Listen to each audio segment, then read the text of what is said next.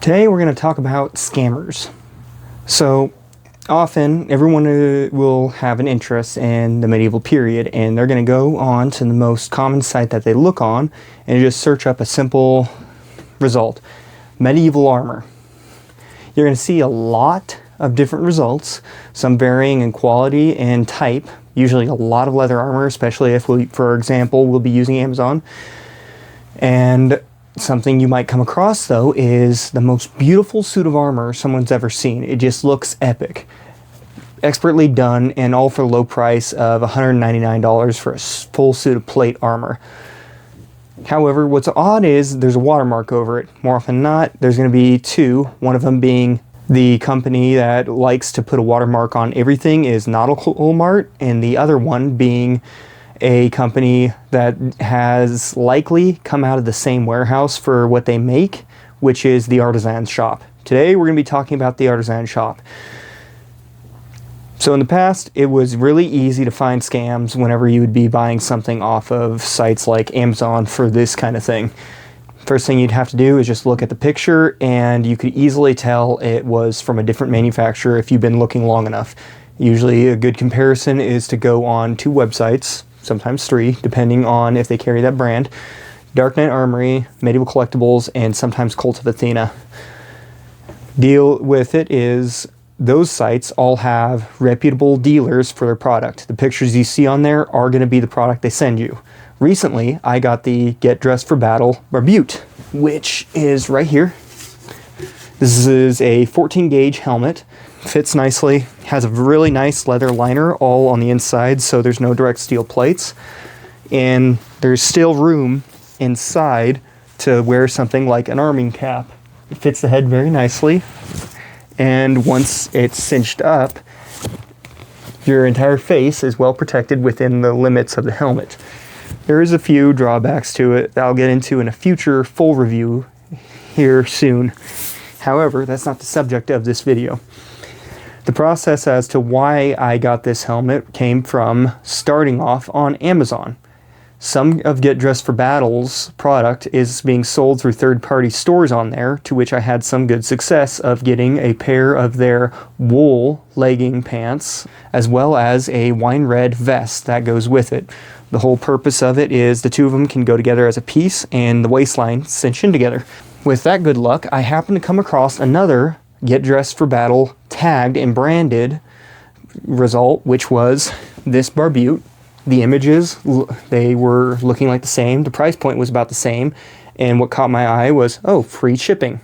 Amazon has a tendency to do that when you have an Amazon account, is offer you free shipping on a lot of stuff. Right now, shipping for a lot of product here in the US is outrageous for pricing, mainly due to a lot of this comes out from companies overseas, mostly with product like this, India. Some of the Indian manufacturers can get some pretty good results for what they're making that look really good and pretty close to what they're trying to replicate. However, others are not so forthcoming in results as to what they are desiring. Hence, this. This is what I ended up receiving when purchasing the Barbute. And this, as you can see, lacks most of the fine lines and shaping that this one does. There is some shaping done to it in the back, but very little. Just barely enough to slightly look like it. This was actually the Artisan Shop, that as they have started learning that they can't just sell something that looks like the picture with a watermark. They're starting to get more crafty these days, where they're actually starting to brand the title and description as coming from other companies that they're ripping off. This one had the Get Dressed for Battle tag in the title, and the description claimed it was 14 gauge. However, as I can flex the cheek plates by hand very easily with this one, whereas this one being actually 14 gauge, and you can also see the T-slit is much smaller on this one, I cannot. A little bit there. This one is likely probably 20 to 22 gauge thickness, extremely thin, and very poor quality by comparison. The plates that they attached in the front here, going along all the edge and trim of it, only is on the front of the helmet, and it's just a rolled edge. All it's been done is just a random plate riveted and tack welded on. It does not fit well at all.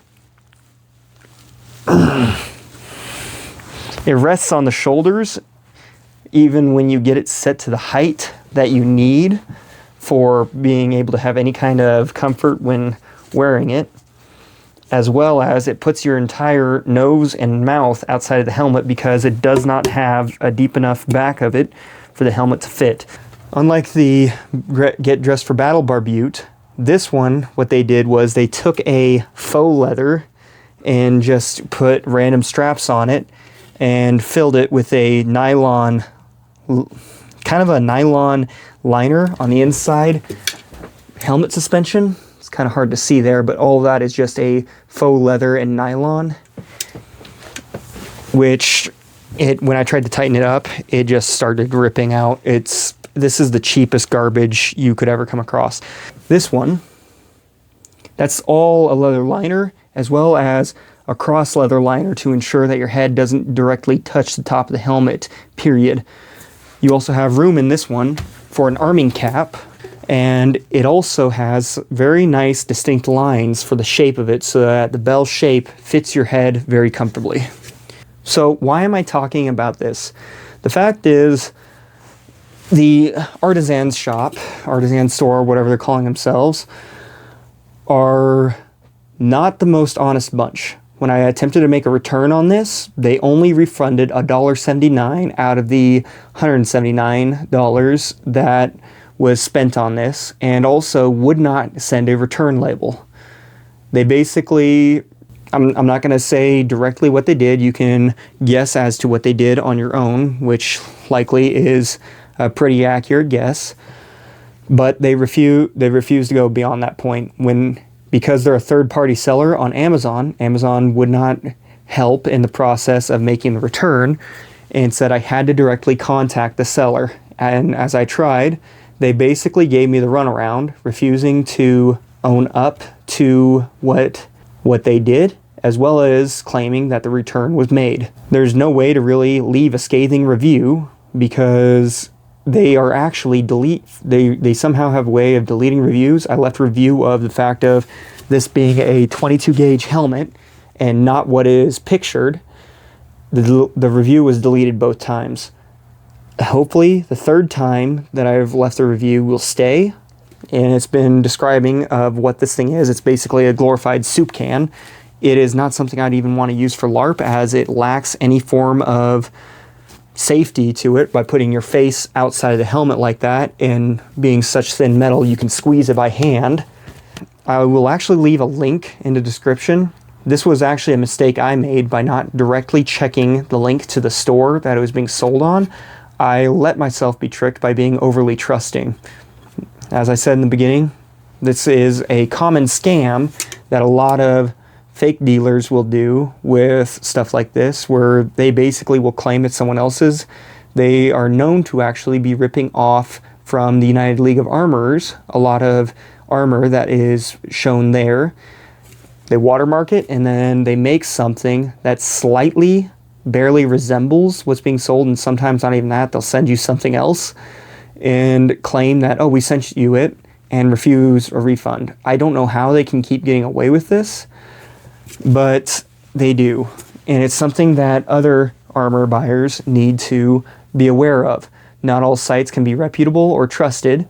I would never recommend anyone getting any kind of armor off of sites like Temu, mainly because none of it can really be directly verified. You can find some armor on Amazon that is actually real. I've gambled a few times just to see, and I've actually found a few good pieces. I found a decent arm harness, and of course I also found that popular Globos that I've used in a lot of my gun versus armor videos. That was actually from the Lord of Battles official store on Amazon.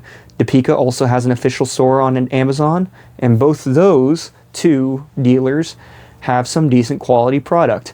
And it can be worth going on Amazon for those particular pieces of equipment, both sword and armor, because of the free shipping alone.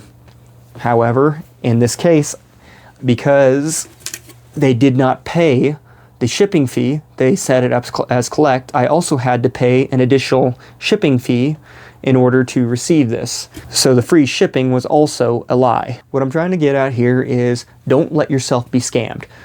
Dead giveaways are usually watermarks and links to dealers that are not related to the ones that they're tagging in the description. I cannot, off the top of my head, I'll put down here of whether or not there was a link to the artisan shop for the sale of this Barbute.